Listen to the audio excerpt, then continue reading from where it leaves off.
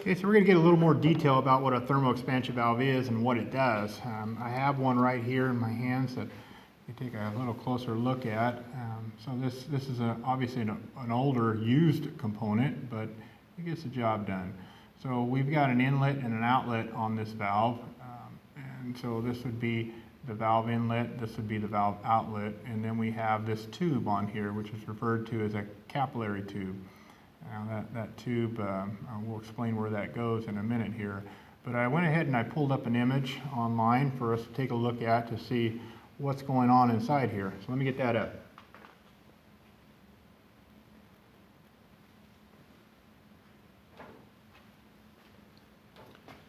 Now hopefully you can see that it's within the system. So I'm going to refer to this part of it right here. Here's my thermal expansion valve, so we can take a peek at what's going on. So if I were to put this up there, it would sit in there just like that. If you can see that okay. All right. So there's an inlet line and an outlet line. Okay. So we're going to feed this liquid refrigerant into this valve. This valve cannot, or the refrigerant cannot pass through the valve because there's what's referred to as a needle and seat in here. Nothing can get through that to pass through. Whoop, let me get back here. Nothing can pass through unless the needle and seat were moved on this thing. Now, how does that happen?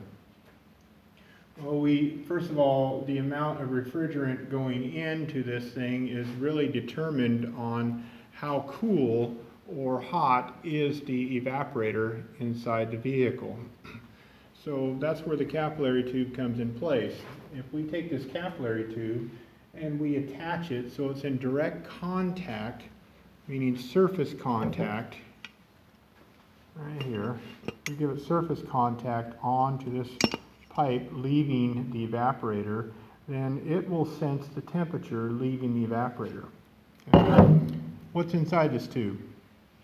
So in most cases, this is refrigerant caught inside this. It's its own unit. It's not part of the refrigerant of the system. This is encapsulated, and there's where they fill it. They've soldered it off. So this has refrigerant inside of this tube. Now this refrigerant is going to react to temperature, meaning that if we heat this up, that refrigerant will expand, and as we cool it down, it will contract. So if this capillary tube right here is direct contact with the evaporator outlet tube, then the temperature of that outlet tube is going to transfer to here and cause the refrigerant in here to either heat up or cool down. Okay, so you're with me so far. So which is going to cause expansion or contraction inside of this diaphragm. So inside we have a diaphragm up here, and here's my capillary tube where we're heating up, expanding, or cooling down, contracting the refrigerant in that tube. And that pressure will act on this needle and seat, or the needle itself. So as the outlet tube of the evaporator warms up, meaning that it's getting too hot, then it will heat up the refrigerant in the capillary tube, and therefore expanding and pushing down on the needle and seat against a spring. When it pushes down, it allows refrigerant to flow through it and feed more refrigerant into the evaporator. The goal here is if we feed the evaporator enough refrigerant that the heat that's getting passed across it will warm it up and it'll be absorbed. Okay? So in this case, if it's absorbing too much, it's heating the refrigerant up too much already, we don't have enough refrigerant to cool it down. So the effect would be the outlet would be too high of temperature. We need to bring that down, which means we need more volume of refrigerant to handle the heat load that we're putting across it. Okay?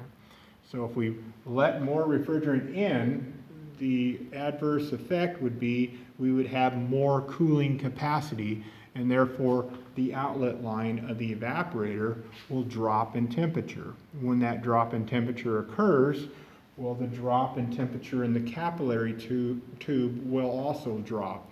Therefore, the expansion will no longer be there. It will contract, allowing the needle and seat to close and restricting the path for refrigerant to flow. And this cycle is fine tuning all the time based on the ambient air. So it will adjust automatically.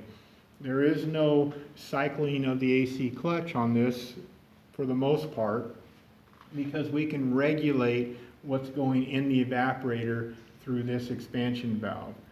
When we don't have an expansion valve, when we run an orifice tube, we don't have any control on that.